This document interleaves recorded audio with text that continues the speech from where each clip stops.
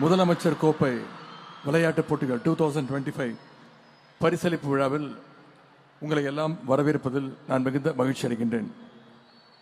தமிழ்நாடு விளையாட்டுத் துறையில் நம்பர் 1 இடத்தை அடைய வேண்டும் என்றுதான் முத்தமிழர் டாக்டர் கலைஞர் அவர்கள் முதலமைச்சராக இருந்தபொழுது விளையாட்டுத்துறைக்கென்று ஒரு தனி அமைச்சகத்தை முதலாக அமைத்தார்.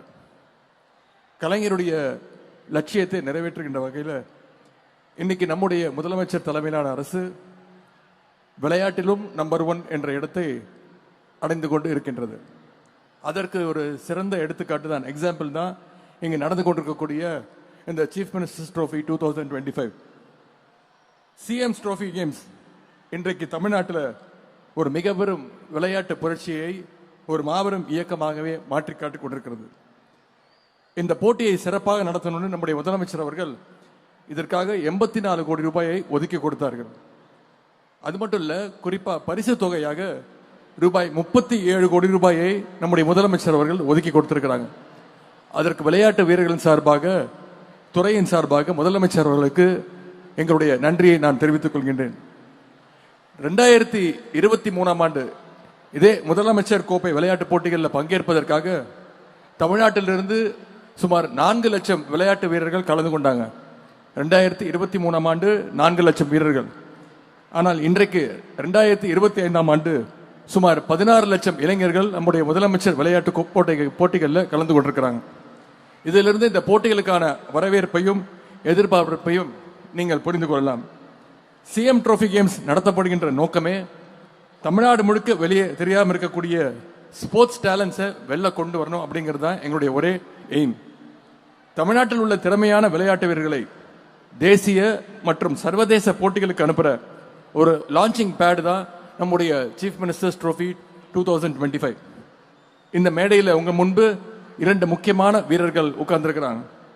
திருநெல்வேலியைச் சேர்ந்த தம்பி பெனடிக்டன் ரோஹித் அவர்கள் இன்னைக்கு நீச்சல் போட்டியில சர்வதேச அளவில் வெற்றியை தொடர்ந்து குவிச்சுக்கிட்டு வர்றாரு.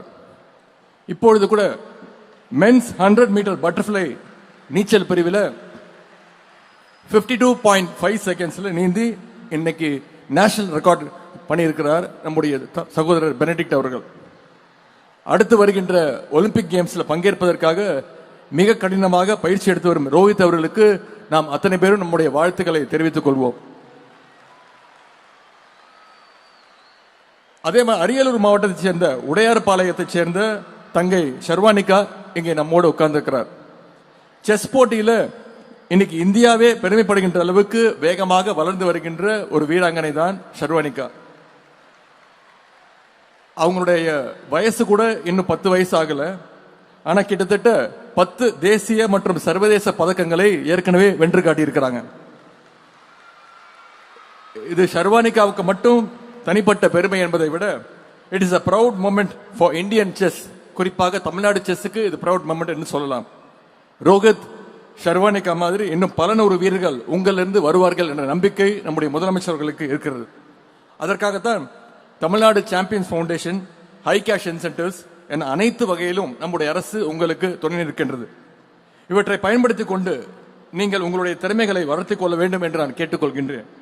ஏன்னா பிராக்டிஸும் கான்பிடன்ஸும், பயிற்சியும் மன உறுதியும் இருந்தா நீங்க நிச்சயம் சாதித்து காட்டுவீர்கள் என்ற நம்பிக்கை இந்த அரசுக்கு இருக்கின்றது.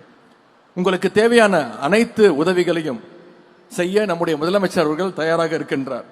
செய்திகளை உடனுக்குடன் தெரிந்து கொள்ள கீழ்கண்ட கேபிள் மற்றும் டிடிஎச் நெட்வொர்க்குகளில் எம்நாடு செய்தி தொலைக்காட்சியை காணுங்கள். பாதகம் செய்பவரை கண்டால் நாம் பயம் கொள்ளலாகாது பாப்பா. மோதி மிதித்து விடு பாப்பா, அவர் முகத்தில் உமிழ்ந்து விடு பாப்பா.